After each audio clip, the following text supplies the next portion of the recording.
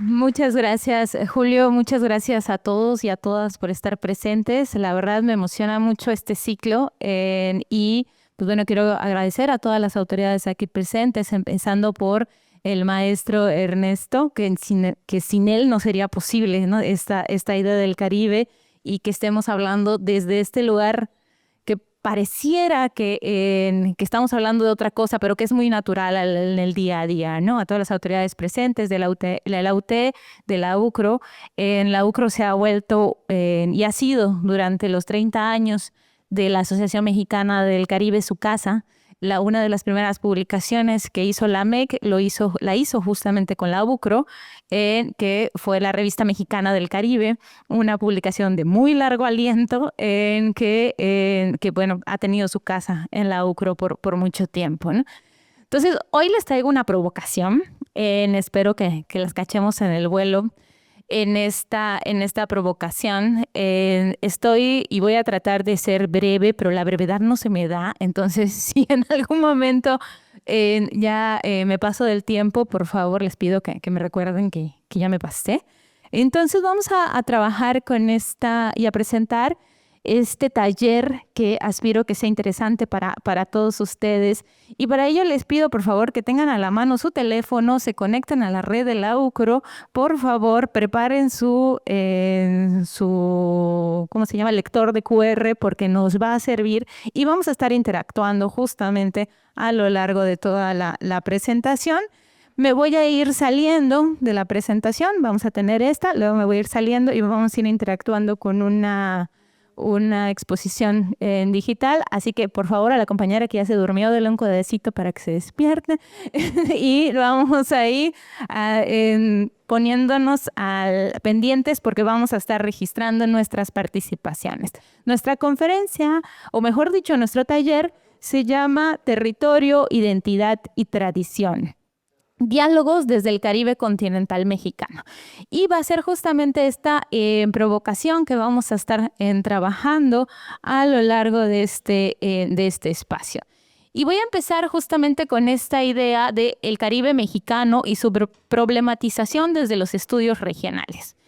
Y esto es algo en que tenemos que pensar muy bien en este momento, sobre todo para los que están estudiando carreras como vinculadas a ciencias sociales, pero también, por ejemplo, cuestiones como gastronomía o cuestiones relacionadas con la cultura, ¿no? Que han sido cómo han cambiado esta perspectiva de los estudios, de cómo estudiamos el espacio en estos últimos años. Entre los 70s y 80s ocurrió en los estudios sociales lo que se llamó el giro regional. El giro regional consistía y trataba como de combatir la homogeneidad de los grandes estudios nacionales.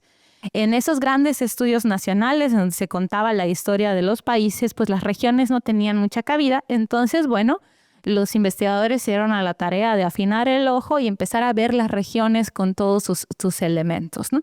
Entonces, el Caribe mexicano, que podemos entender como Quintana Roo, el sur y las costas de Yucatán y Campeche, no todo Yucatán, sí, aunque pensamos en la antigua relación histórica con el espacio, ¿no?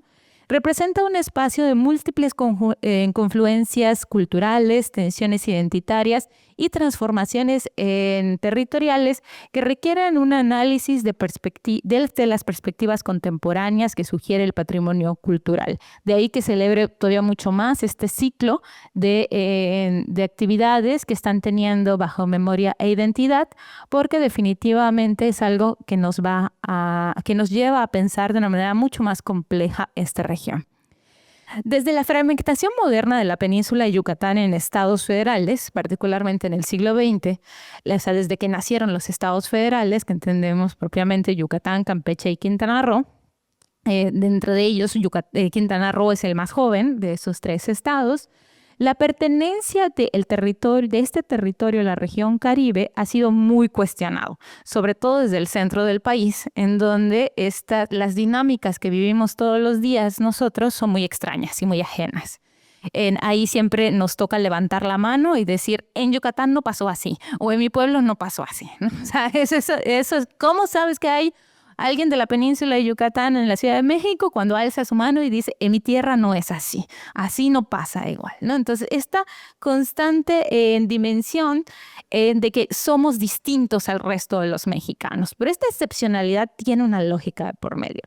Y para ello les pido, por favor, que escaneemos este QR y entremos a esta plataforma, por favor, y contestemos esta primera pregunta en donde vamos a ir viendo esto. Nos pregunta, ¿de dónde soy? Por favor, vamos respondiendo y le pongo, ¿de dónde soy? Poco a poco, vamos viendo, nos vamos conectando. Le voy poniendo ahí de dónde soy. Le voy poniendo. Váyanle picando a ver si podemos escanear. Si no, pueden entrar directamente con el QR. A veces puede ser que se medio atonte. Tómenlo con calma. Pero vámonos primero entonces con esta. Ya escaneamos aquí. Es un Mentimeter y podemos ubicarnos de dónde soy. Por favor, vamos a ubicarnos de dónde soy. Volvemos a escanear. Ahí tómenle foto para que lo puedan escanear más fácil. Esta presentación se puede escanear, usar, manipular en este proceso. Ahí le tomamos fotito y nos conectamos.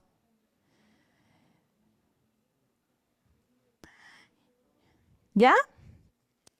En esta sencilla pregunta de dónde soy, surgen muchísimos cuestionamientos, porque implica un posicionamiento.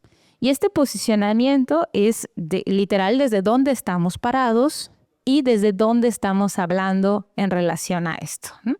En esta dimensión, pues bueno, vamos a ir, déjeme a ver si, ya veo que ya está cargando, entonces me voy a salir de aquí y me voy a ir al Mentimeter para ver que nos vayan diciendo de dónde somos.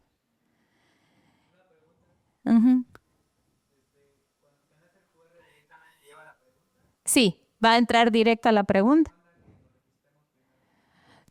Por lo general no les debe pedir en registro, deben poder entrar directamente, pero si les llega a pedir registro, pues bueno, pueden hacerlo si no les va a cobrar nada, no se preocupen. Ajá. No, eso debe ser de la publicidad que saca, pero ustedes ignórenlo y vámonos directo a la pregunta, ¿de dónde soy? Y va a ir apareciendo justamente de dónde somos. Ahí vayamos respondiendo. Si les sale que se tengan que registrar y todo, borren y vuelvan a entrar, ¿no? O sea, si ya se registraron no pasa nada tampoco, ¿sí? ¿Cómo? El código está ahí arriba, 65004355. Si no pueden entrar solamente con el QR, pueden entrar con el código, ahí está arriba, y vamos viendo de dónde somos. Ahí vamos interactuando, ahí váyanle poniendo de dónde somos, ahí vamos. Ándale, está variadito. Me encanta, ahí vamos poniendo de dónde somos. Las que se hacen más grandes es porque hay más personas de eso. Las que están más chiquitas es porque hay menos personas. Así va interactuando la figura a la medida que vemos que pues hay gente de Felipe Carrillo Puerto, de Playa del Carmen, de Quintana Roo, de Tabasco, ¿no? O sea, y ahí va creciendo la presentación, ¿no? Excelente, muchísimas gracias. Bueno, lo que vemos en esta nube tiene que ver justamente aquí en este momento donde estamos sesionando, pues hay personas de muchos lados. Esto ha llegado, o es una de las formas en que hemos concebido el Caribe como un espacio de lo uno y lo diverso. Esta idea también que Benítez Rojo ha llamado el espacio rizomático de conexión, donde los individuos interactúan constantemente con personas con las que tenemos vínculos y con las que nos conectamos en el proceso, pero que también pueden tener orígenes diversos. C.L.R. James, a propósito del cricket, va a empezar a pensar que lo importante ya no es de dónde somos o a dónde vamos, sino cómo llegamos ahí. Esa es la experiencia que va a marcar esa idea de la caribeñidad desde la filosofía, particularmente de los bloques afrodescendientes. No importa propiamente, si bien sirve como elemento identitario, no importa propiamente de dónde somos ni a dónde vamos, sino cómo llegamos ahí. Porque lo que importa es el tiempo en el que estamos llegando a ese lugar, ¿no? Y estos son conceptos que vamos a ir con los que vamos a ir interactuando a lo largo de este taller.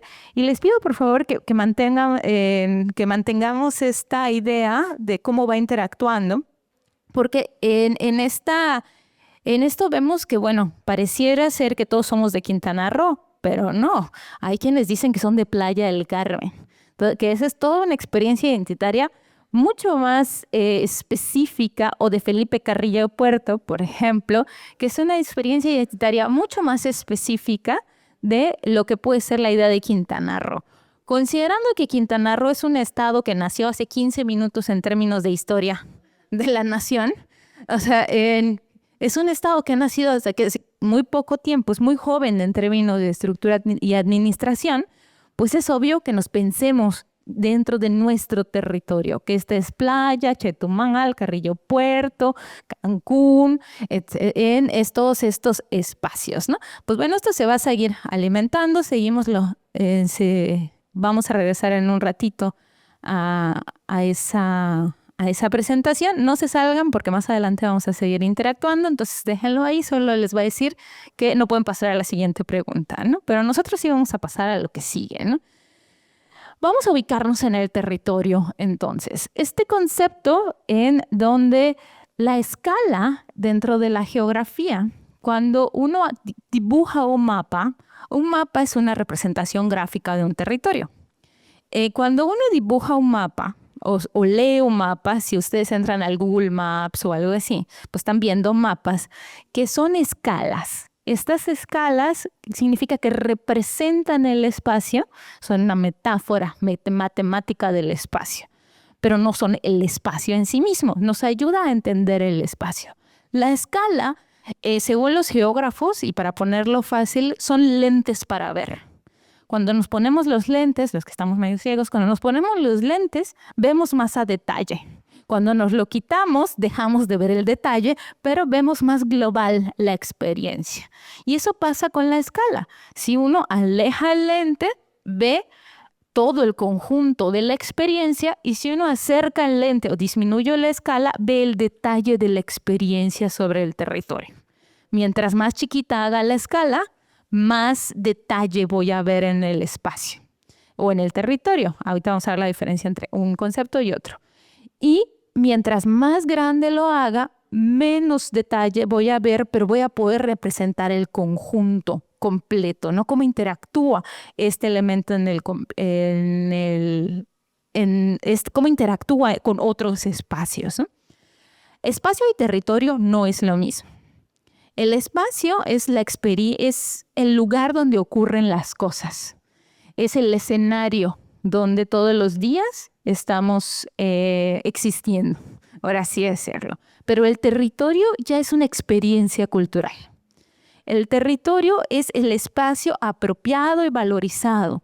Es el espacio que ya tiene experiencia. Es como cuando voy en la carretera y digo, o no voy en la calle y digo, ahí se come rico. Ahí está el lugar. Ahí en tal lado me pasó eso. Mi chancla se rompió de este lado, ¿no? O sea, cuando ya tengo experiencias asociadas a estos espacios y empiezo a valorizarlos o a comprenderlos en esta noción. Según la geografía humana, se entiende como esta noción apropiada y valorizada en donde un grupo social o un colectivo de personas ejercen algún tipo de control, dominio o poder sobre esta experiencia. Y más aún en Quintana Roo, hay esta idea muy romántica y muy de National Geographic. De hecho, hay un trabajo muy bonito de Laura Muñoz sobre la fotografía de National Geographic que habla sobre eso, de cómo construimos un Caribe de negros en el sol con palmeras y cocos. Y en ese Caribe, la experiencia indígena no tiene cabida. En nuestro Caribe es imposible pensar el Quintana Roo sin los mayas. ¿O es posible pensar Quintana Roo sin los mayas? Claro que no. O sea, es imposible pensar sin la gente que lo ha habitado incluso antes de que existiera Quintana Roo, ¿no? Entonces, esta noción también es sacada totalmente de una idea romántica del Caribe, que no tiene que ver con las personas que viven en el espacio. También tenemos esta dimensión de que los indios mayas son de los indios más pacíficos que existen en México. ¿Están de acuerdo? Sobre todo en Quintana Roo. ¿Están de acuerdo con esta idea romántica? Más de un siglo de luchas dice que no es cierto, ¿no? O sea, en este proceso tenemos incluso evidencia arqueológica de que ya existían guerras entre los mismos cacicazgos y que este romanticismo de que los indios mayas son las cosas más pacíficas del mundo también es un concepto que no está afincado en el territorio, que se concibe desde fuera del territorio, ¿no? Entonces, en esta idea de lo que existe o no existe en el territorio, lo que es apropiado y lo que es valorizado por el territorio, está dado también por esta noción de quién controla el discurso, quién domina el discurso y cómo se ejerce el poder sobre estos espacios. En ese sentido, no se trata solamente de ese marco, ¿no? De este arco que dibuja la península de Yucatán, ¿no? Que aprendimos a dibujar en la escuela, sino de una construcción social que involucra relaciones de poder, identidad y persistencias y resistencias del espacio. A mí me puede venir a decir cualquier persona fuera del territorio cómo soy, pero yo sí sé cómo soy. No necesito esa otra experiencia, pero sí entro en diálogo con ella, ¿no? La geografía histórica va un poquito más allá y define el territorio como un espacio construido históricamente. Algo que también nos llega a nosotros. Quintana Roo no es el lugar que nació como champiñón, como Cancún. O sea, no. Sino, o sea, esta ciudad es champiñón, no fue el caso de Quintana Roo. Quintana Roo viene de un largo proceso histórico de conformación desde que era un territorio de Yucatán, o sea, hasta su actual constitución como Estado. Y este largo proceso también lo podemos encontrar en las huellas materiales y simbólicas que están a lo largo de toda la experiencia del territorio. Y si ustedes van en la carretera y si ustedes llegan a Playa o a Chetumal o a Carrillo Puerto o a otras ciudades de Quintana Roo y ustedes van en la carretera, van a poder encontrar justamente estos espacios de relación material y simbólica, ¿no? Como por ejemplo cuando vamos pasando y dice bienvenido al territorio maya, ¿no? O sea, o cuando vemos estos elementos de identidad que se van construyendo sobre el tiempo. En esta dimensión podemos ver al territorio como un palimpsesto. ¿Han escuchado hablar de este concepto, del palimpsesto? El palimpsesto es cuando escribimos o hay un texto que está escrito sobre otro. Antes, cuando el papel era muy caro, entonces se escribía sobre otro papel y así sucesivamente se creaba pues, un papel compacto que agrupaba varios escritos uno sobre de otro. De tal manera que cuando hablamos de un palimpsesto, es un escrito que ha sido reescrito y reescrito y reescrito, pero sobre el mismo papel en esta dimensión. Y algunos geógrafos de la geografía histórica han pensado que el territorio, particularmente en el caso del Caribe mexicano, es como un palimpsesto. O sea, ha escrito y reescrito en cada momento histórico de tal manera que siguen observándose las partes que han quedado abajo, ¿no? O sea, no se han borrado, sino que se han ido sumando, ¿no? Y que tienen distintas capas de ocupación, uso y significado según van cambiando los diferentes elementos históricos. Nos vamos a la siguiente pregunta. Basándonos en lo que hemos visto, ¿quién define qué es y para qué sirve el territorio? A ver, vámonos de regreso al Mentimeter, por favor. A ver, y nos vamos a la siguiente pregunta. ¿Quién define qué es y para qué sirve un territorio? A ver, entren y contesten. Vamos a ver qué nos dicen. ¿Quién define quién es? Pero ¿quién define quién es y para qué sirve un territorio? O sea, ¿quién define? A ver, ahí ya vamos, las personas que lo habitan. ¿Quién más? ¿Los gobiernos? Ándale, los gobiernos, sus habitantes, la gente que la habita para tener una identidad cultural, tradicional y local. Un territorio es donde habitan las comunidades, el pueblo, su gente. Las características las características de dicho espacio está delimitado por su gente, los ciudadanos junto con los gobernantes, el Estado, la población. A ver, vamos. El gobierno y sus poblaciones es quien dicta, los habitantes. Claudia ha de tener mucha influencia. La ONU, la ONU, interesante. El pueblo y su gente que vive en esta es una nación o una identidad. Eso me encanta. En inglés, cuando hablamos de los pueblos tradicionales, ya se habla de nation. O sea, ya no son grupos, son naciones, ¿no? O sea, en esta dimensión, no sé, ¿es válido? Organizar, gobernar y aprovechar los recursos del lugar, esas serían como sus funciones. La zona, la población, la cultura, el ecosistema, eso es bien interesante, estamos interconectados, ¿no? Las personas, el gobierno, la sociedad. Es la delimitación geográfica que se basa en una construcción social hecha por un conjunto de personas que compartan características en común. Órale, bien eso. El gobierno junto con las personas, la construcción social nacional. Yo siempre digo que cuando hablan de Mérida, es Ciudad de Mérida con mayúsculas. Sí, se puede decir Ciudad de México, se puede decir Ciudad de Mérida, o sea, con mayúsculas en ese sentido, ¿no? También somos una nación, y si no, los 3 intentos de separación y de constitución y de independencia de Yucatán lo dice. Sirve para conocer su localidad geográfica, donde habitantes residen originarios cuyos hablan su lengua natal. Eso es interesante. En el cuadro anterior vimos, a ver si me puedo regresar y nos permite ver, que la gente viene de muchos lados y seguramente tienen hablas muy distintas, ¿no? Ya hablamos sobre el habla de Quintana Roo. O sea, sin embargo, aquí hablamos de la posibilidad de que haya una sola forma de hablar. Entonces, bueno, eso también es interesante. La lengua natal. Si todos hablamos nuestra lengua natal, ¿cuál es nuestra lengua natal? ¿La maya o la hachmaya?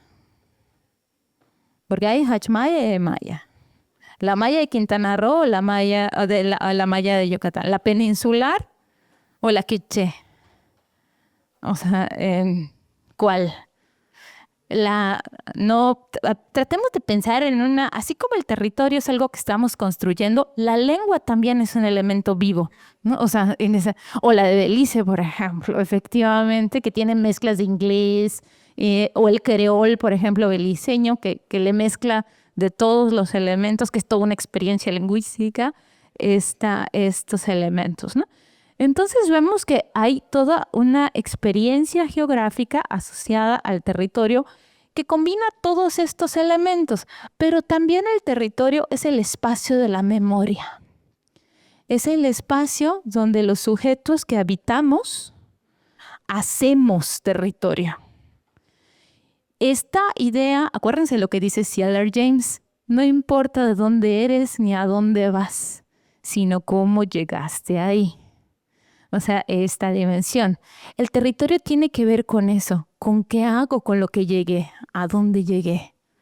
Por ejemplo, no hay nada más identitario que el queso relleno, ¿cierto o no? No hay nada, así que sabes que es yucateco cuando hables de queso relleno, ¿cierto o no? Sabes que es yucateco por queso relleno, tu marquesita, tu queso de bola. ¿Sí o no? Todo lo que puedas hacer con el queso de bola. Porque ahorita ya hay así como toda una experiencia cultural. Todo lo que puedas hacer con el queso de bola. Todo.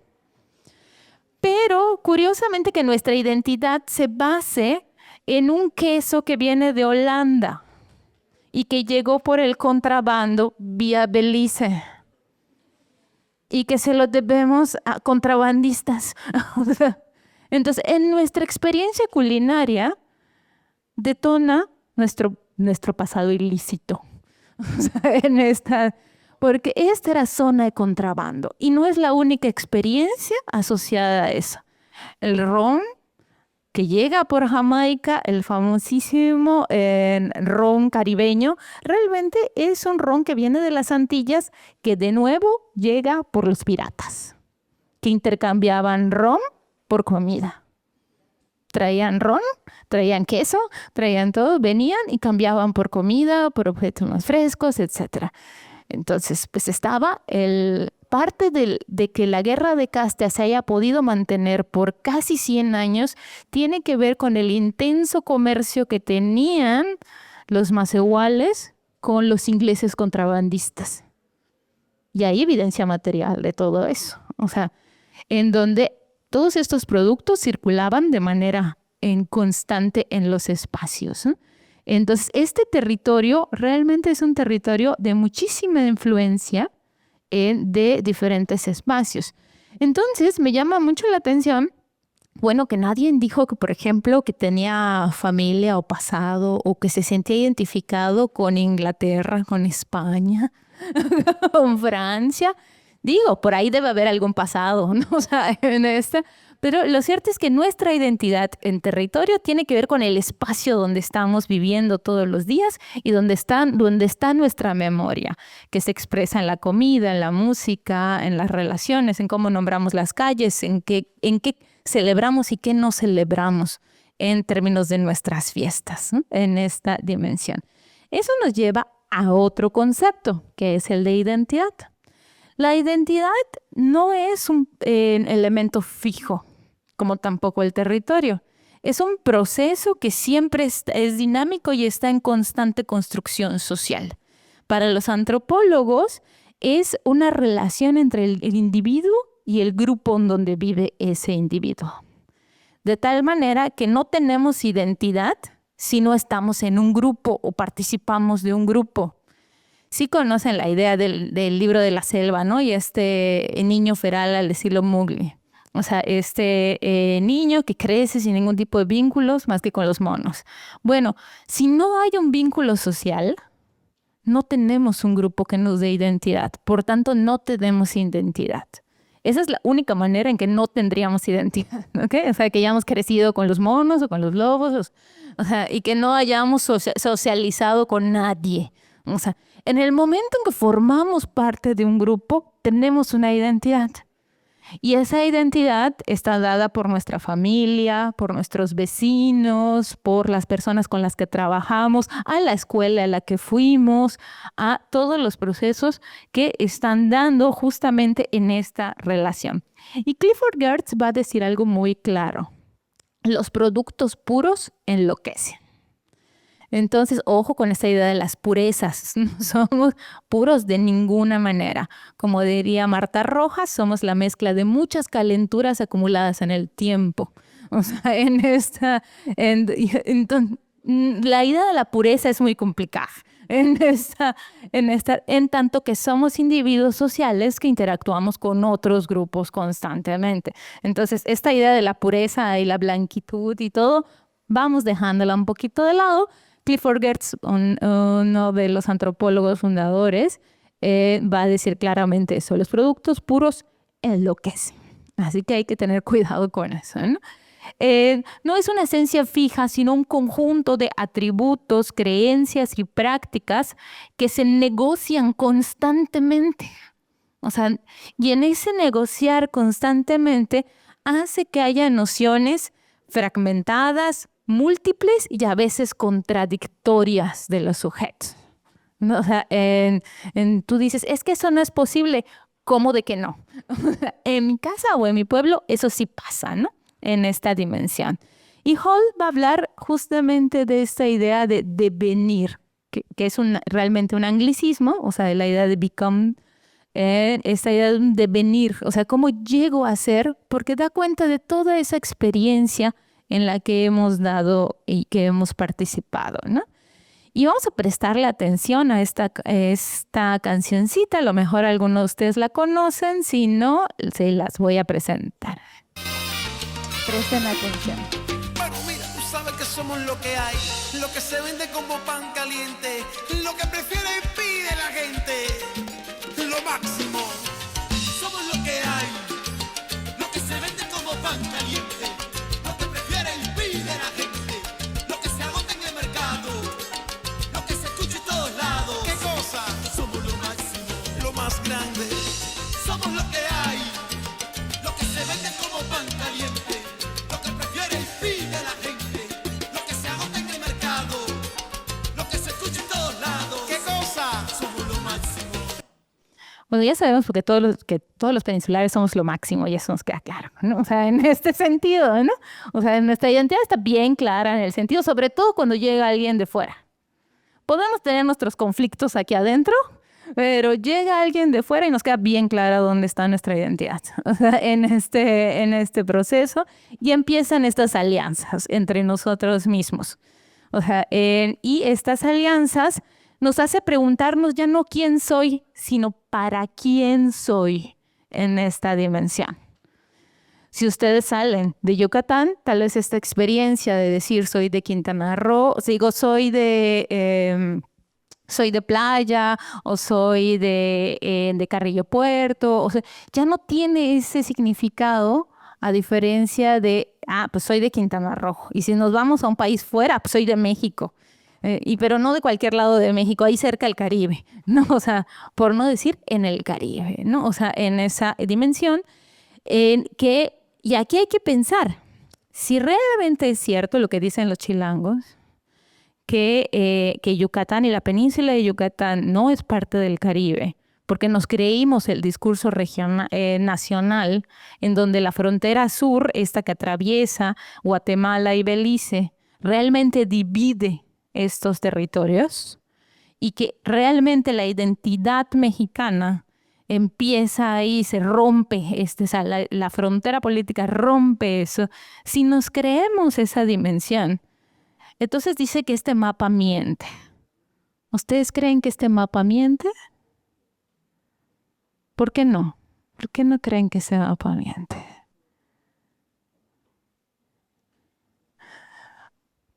Porque nosotros vivimos aquí. Nosotros estamos parados en este mapa y sabemos que esa relación con Cuba es mucho más cercana que la que podemos tener con la Ciudad de México. O sea, tan simple y sencillo como esto.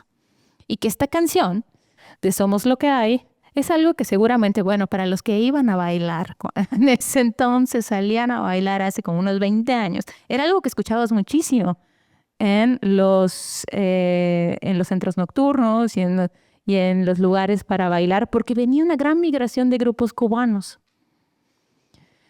O sea, luego en su momento hubo una gran migración. Seguramente ustedes conocen a figuras como el General. ¿No lo han escuchado? ¿Nunca escucharon al General? Y yo nunca escucharon al General. 1 kilo de cadera no es cadera. ¿Cómo va? Entró por aquí, o sea, literal pasó por aquí. O sea, todo, o sea, literal estuvo aquí. O sea, todas estas experiencias que tenían que ver con el reggae, Daddy Yankee no descubrió nada que no estuviera ya en el registro musical de una gran migración de cantantes y experiencias culturales. Ustedes saben que Sopa de Caracol no está, cuando dice Guatamén y Consul, no está hablando en inglés, está hablando en garífuna. Y eso da cuenta de la experiencia con los beliceños y con Nicaragua. Nunca fue inglés, o sea, esa experiencia. Y los mismos autores lo han dicho, Punta Blanca realmente Banda Blanca, perdón, es un grupo que venía justamente de Centroamérica y de Honduras, justamente, que tenían pasado garífuna y que traía la punta que tienen que ver con la punta rock. O sea, este elemento que por aquí fue muy, muy famoso en los 90s. O sea, y que bueno, todavía es una experiencia interesante, ¿no? Entonces, vámonos de nuevo a nuestro Mentimeter, por favor. Y Mayra Santos Febres habla de que todos los días vivimos en una experiencia cultural que refiere a un escenario de travestismo cultural. Ella lo llama como travestismo cultural.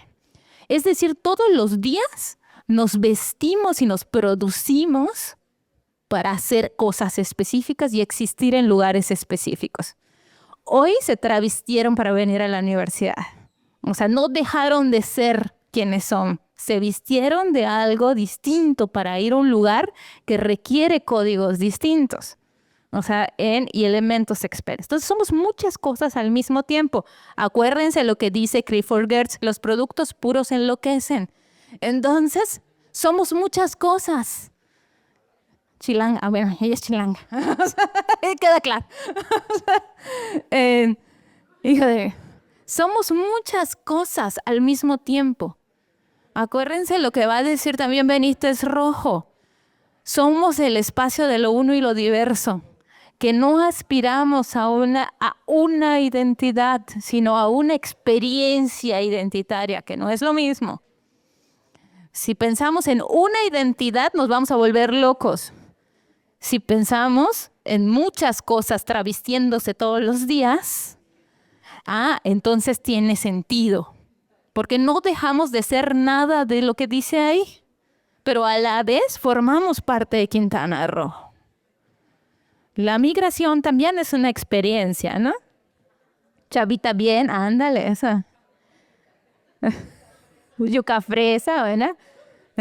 Soy mexicana, exacto, se puede ir todavía a una escala mayor, ¿no? La de la nación, puedo ser mexicana, playense, cachanilla por ahí, ¿no? O sea, de frontera a frontera, o sea, en el espacio, ¿no? O sea, coatzacoalqueño, ándale. Niña bien, guanajuatense, soy yuca, poblana. ¿Es transyucateca o transyucateca? Eso me gusta.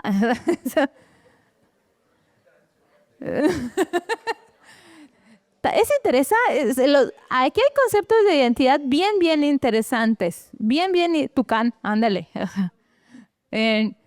Todos estos conceptos son bien, bien interesantes. Que seamos quintanarroenses o que asumamos una de estas identidades no borra la otra. Seguimos dando cuenta desde dónde vamos o desde dónde estamos. Clásico yucateco o clásico habitante de la península de Yucatán que se va a un lugar donde hay frío y pone su calcetín y sus chanclas. ¿Cierto o no? Porque hay frío, te pones tu calcetín, pero no dejas tu chancla. Te pones tu chamarra y tu short. Porque además no tienes ropa para vivir en esos lugares. O sea, no es una experiencia. Uno se traviste para estar en esos lugares y coexiste con estos lugares. Pero al final de cuentas damos cuenta de nuestras experiencias. Y todo eso somos al mismo tiempo. Y no implica que tengamos que renunciar a nada de esto. Si quiero ser white pig, gay, un mango, yuca fresa, un jaguar, puedo hacerlo si quiero. Pero eso no quita mi experiencia quintanarroense porque estamos en un territorio. Y la identidad no es una experiencia que se rompe del territorio, sino existe en el territorio. Todo esto es posible dentro de un territorio. Todo. O sea, en esta dimensión, ¿no? O sea, síganle poniendo, que se siga alimentando, luego vamos a ver hasta dónde llega. en esta.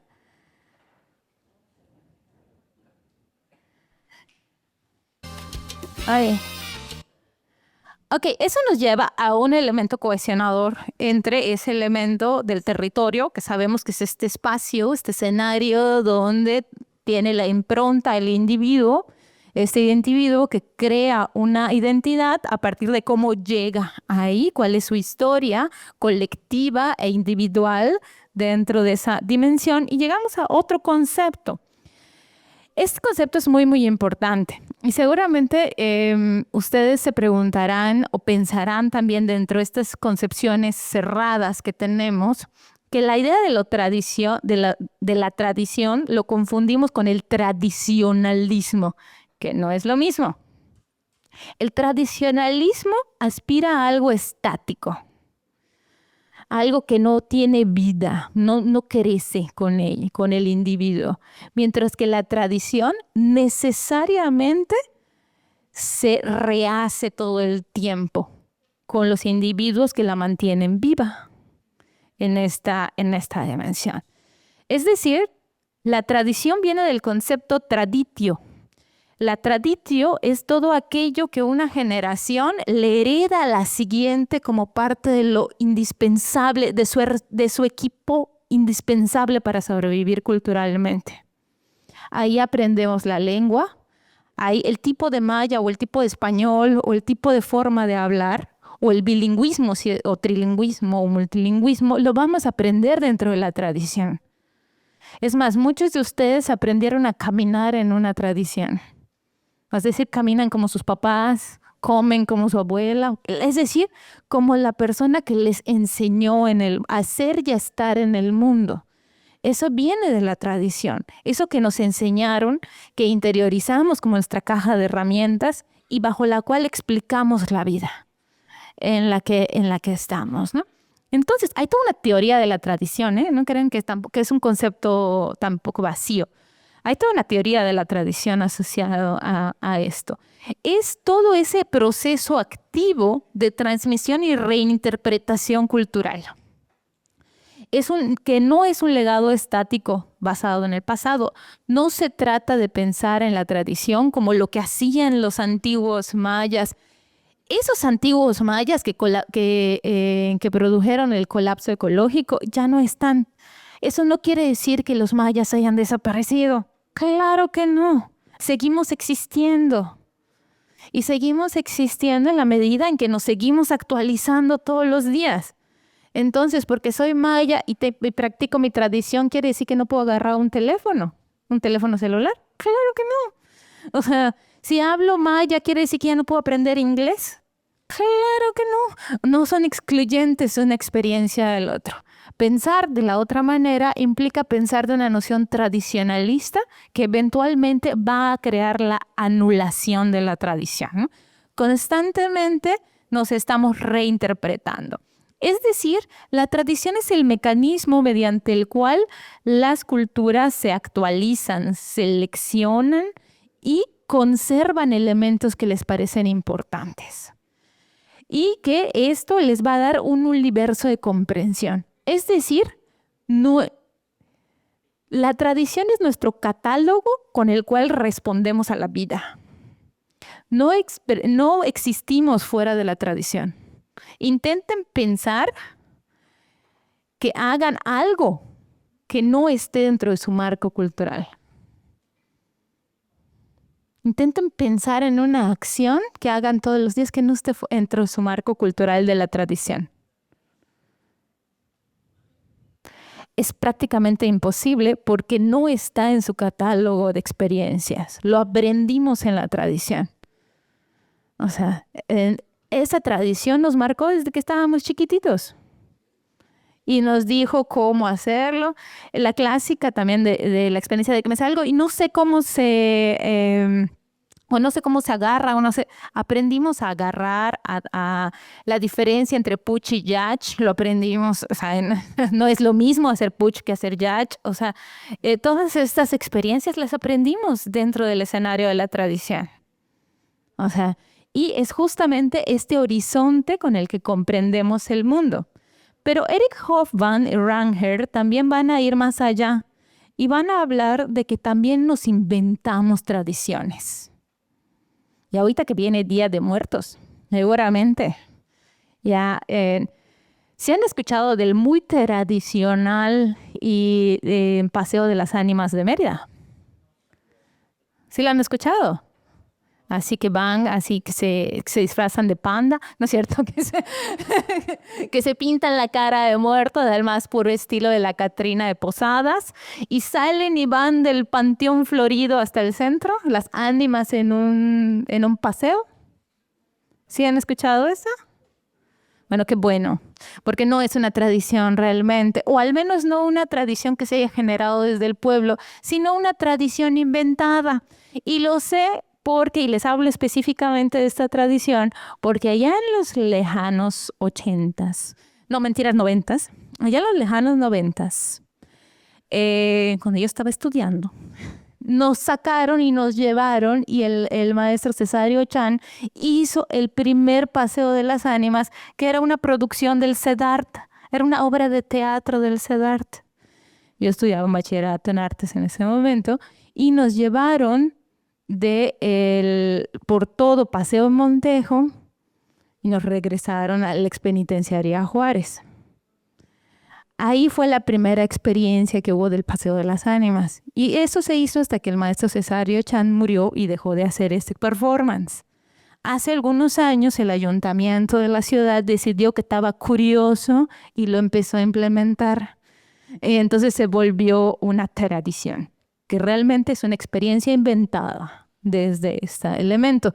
Si a mí me preguntas, a mí me decían que no vayas a salir porque si las ánimas están fuera te va a dar calentura y que no estés en la calle. A mí eso me decía mi abuela, ¿no? O sea, que esos días no se salía y que qué vas a estar haciendo a medianoche, ya te va a dar calentura. O sea, tenías que estar en tu casa, hacer tu altar, rezar, tapar tu espejo. O sea, había toda una serie de cosas que había. Nada tenías que estar haciendo en la calle.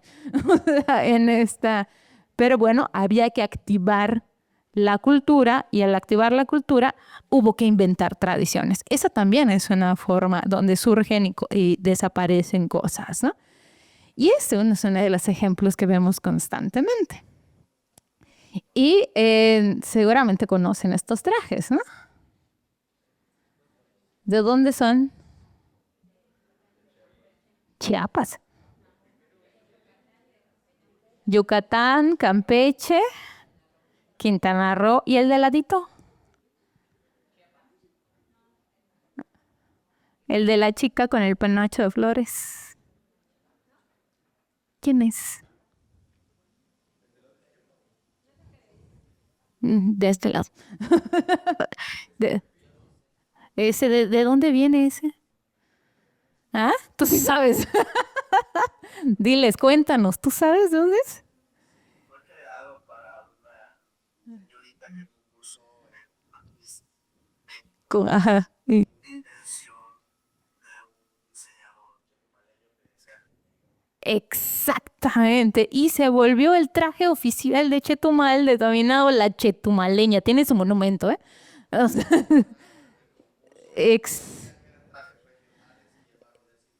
esa invención y desde entonces tiene su monumento en Chetumal. Si ustedes van a... Tiene su monumento en Chetumal, lo pongo porque tiene su monumento.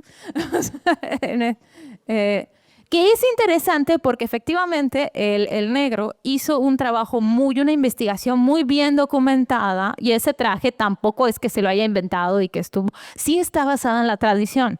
No es un traje tradicional, pero ninguno de estos tres lo es realmente. Todos son experiencias creadas desde el Estado con la intención de crear una identidad. Porque al Estado a veces sí le molesta eso de que uno se ande definiendo como quiere. Entonces, pues bueno, hubo la intención.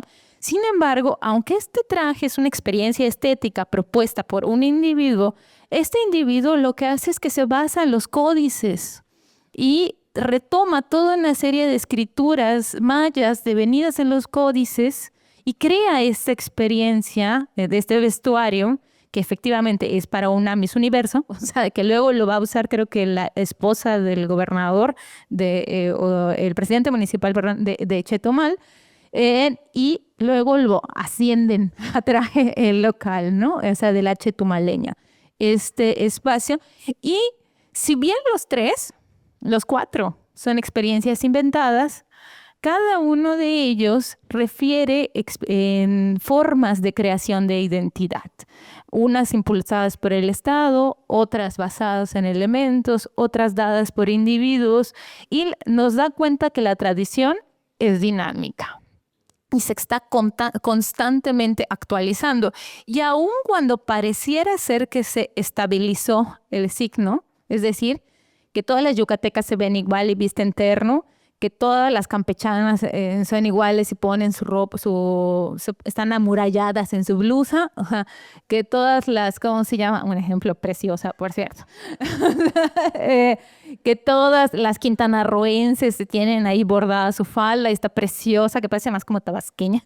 O sea, pero bueno, considerando que lleva muy poco tiempo de creación de Chetumal de Quintana Roo, y que Quintana Roo incluso ha impulsado la quintanarroidad como una formación étnica, pues bueno, es muy interesante. Pero aún así hay sus modificaciones estéticas en esto. Y cada vez vemos que el jubón está más grande, que cada vez vemos así como más exagerado todo, ¿no? O sea, en los procesos, ¿no?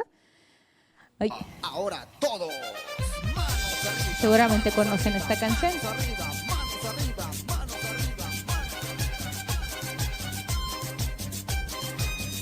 Si no la conocen, búsquenla. Se llama La Jarana Remix. Un exitazo de Flash Gordon. Un exitazo de Flash Gordon. ¿Ya Flash Gordon ya lo van ubicando? Es un hit de Flash Gordon.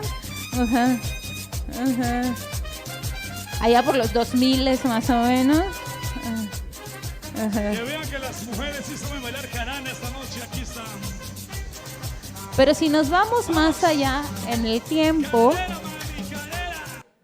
podemos encontrar otras experiencias de un quintanarroense, justamente como...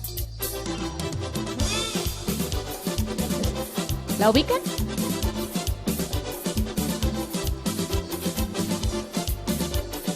Quintanarroense, el creador.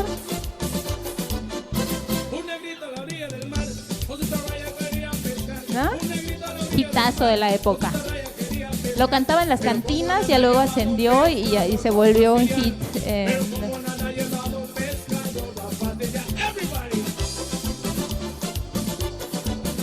¿No lo ubican todavía?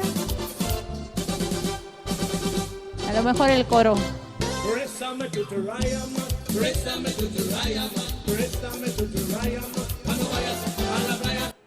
Bueno, esta canción, de hecho, si ustedes van y de nuevo ubican, están Los Pescadores y todo, Préstame tu tarraya fue un hit también de la época, más antiguo que la Jarana Remix, mucho más antiguo, pero igual un hit de la época, ¿no? O sea, y que incluso está hecho, o sea, los cantantes, ha habido varios, pero los cantantes han hablado justamente o han jugado con el acento del inglés, ¿no? De Préstame tu taraya, man. O sea, era parte de la canción, aunque la crea un mexicano, ¿no? O sea, bueno, entonces vemos que el Caribe continental mexicano es una experiencia muy compleja.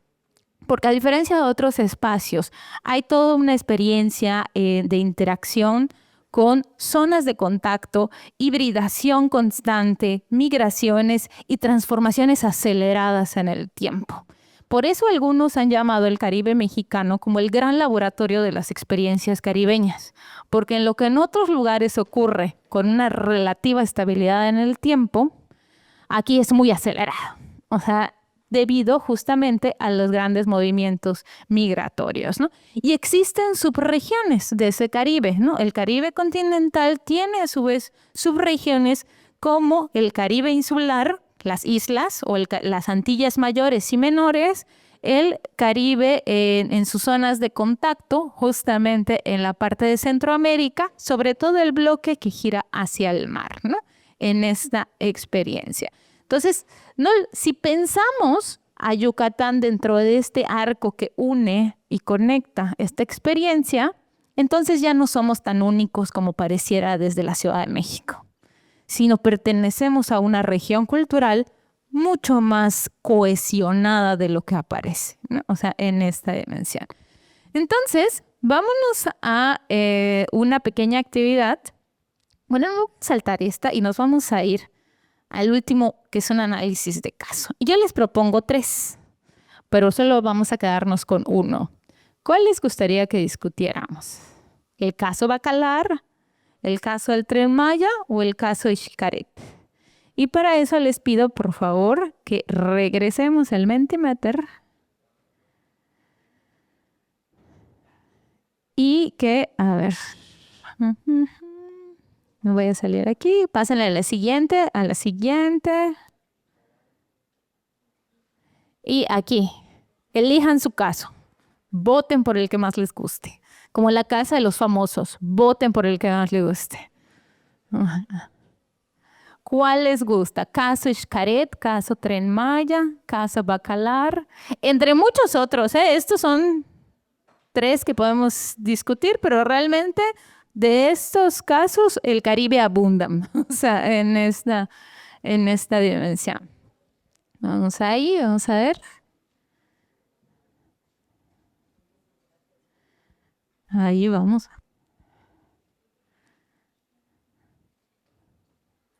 Vamos aquí con la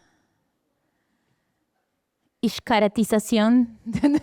Ese es el que va ganando. La xcaretización del territorio.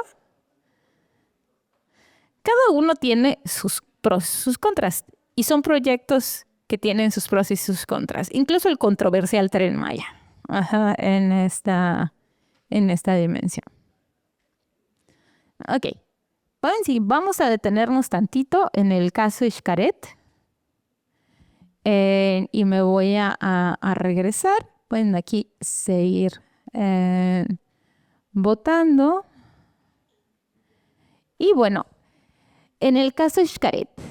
Y por Xcaret me voy a detener particularmente en el parque temático de la magia de la xcaretización de Yucatán. Hay una tesis muy interesante sobre la mayanización de los espacios, que tiene que ver con una identidad que no sirve para que habite el sujeto y para que identifique el sujeto, sino para vender. Y una simulación de que somos de algún lado. Y hablamos de esa escenificación de la cultura.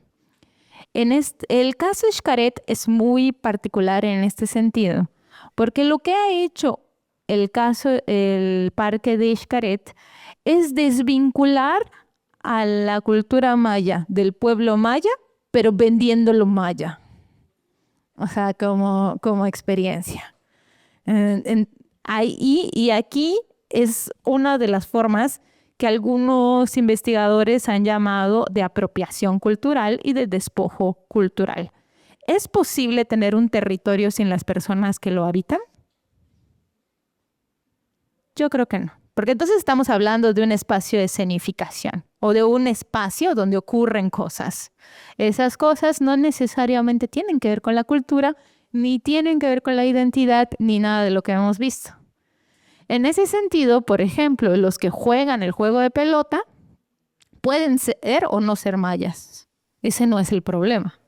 El problema es que el gringo, o no necesariamente el gringo, porque ya no solamente el gringo, sino quien va y consume ese espacio, crea que está ocurriendo como en ese tiempo. Y ocurre no solamente en espacios como este. Seguramente ustedes han ido a restaurantes donde hay una mujer torteando. ¿Cierto o no? Y la tienen puesta hacia un ladito para que todo el mundo vea cómo tortea. ¿Cierto o no? Muchos de ustedes también han ido a lugares donde van gente disfrazado de maya prehispánico y te sirven tragos inspirados en la ritualidad maya. O sea, a esta mayanificación así tipo Disney, o sea, es uno de los escenarios justamente que ponen en crisis la identidad caribeña. Porque uno de los problemas de la identidad caribeña es la explotación colonial de sus símbolos. Si algo tienen los espacios caribeños, son 3 siglos de colonizaciones sucesivas. Y una 4ª que se suma con el turismo, a las que se le reconoce como la 4ª colonización.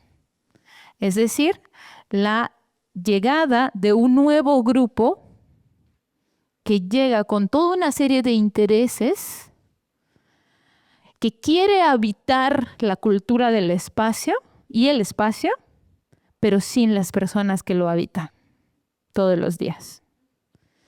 El problema no es cómo llegaron. Acuérdense que no importa de dónde vienen ni a dónde vas, sino cómo llegaste ahí. ¿Quién de ustedes ha ido a Xcaret? Yo nunca he ido a Xcaret, la verdad no lo puedo pagar. ¿Cuánto cuesta entrar a Xcaret? Como 3, por ahí, ¿no? O sea, dependiendo de... 3,000 pesos la entrada, más lo que puedas consumir adentro, más una serie de experiencias y lo que vayas sumando. Estamos hablando así como el paquete básico, ¿no? O sea, la entrada, que es el paquete básico. Si se supone que eso es el escenario donde se está experimentando la cultura maya, nosotros, como personas que habitan el territorio maya y descendemos de la cultura maya prehispánica, podríamos consumirlo gratis, ¿no? Es nuestra cultura. Pero no podemos. Porque la idea del ciudadano global, que homogeniza todo, nos expulsa de ese escenario, ¿no? Entonces, esta experiencia es bien compleja porque acá, acuérdense que el territorio y la identidad también tienen que ver con escenarios de control y poder y también de resistencia. Cómo los individuos resisten a estos espacios, construyen un diálogo y hoy por hoy, lo vemos claramente, por ejemplo, en Tulum, Xcaret, hoy por hoy hay una resistencia de la población a estos escenarios, ¿no? O sea, y una respuesta organizada de las mismas elementos. Esto no solamente está ocurriendo en Tulum e Xcaret, sino en otros espacios del Caribe que tienen que ver con la gentrificación de la gente que llega buscando esta nueva capa de colonización, ¿no? Y pues bueno, ya vamos cerrando.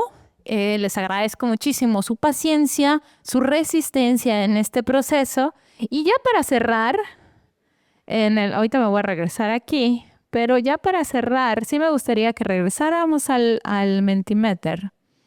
Por favor, nos vamos a la última pregunta de este espacio. ¿Qué me llevo hoy? ¿Qué me llevo? ¿Qué construimos de esta experiencia? De estos 3 conceptos que hemos visto y revisado: territorio, identidad, tradición en relación al Caribe mexicano. ¿Qué me llevo? ¿Mi cultura y mi orgullo?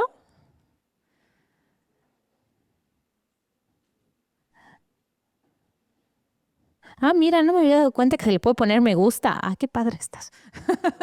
Mi pasión, mi identidad, mi pastel de queso de bola.